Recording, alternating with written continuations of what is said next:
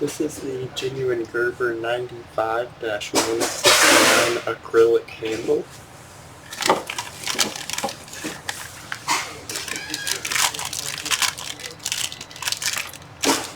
So of course the handle, and then the button, the screw,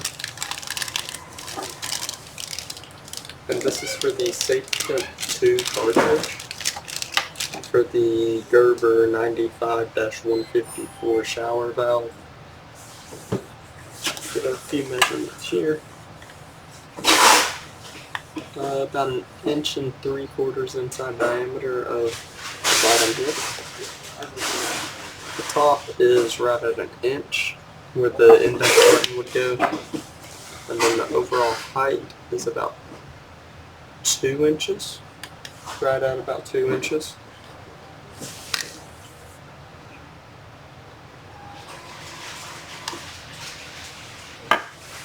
And then of course the screw here is about 1 inch long.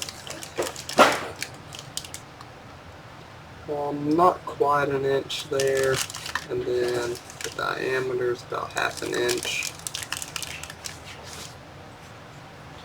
About 1 inch on the bottom, and then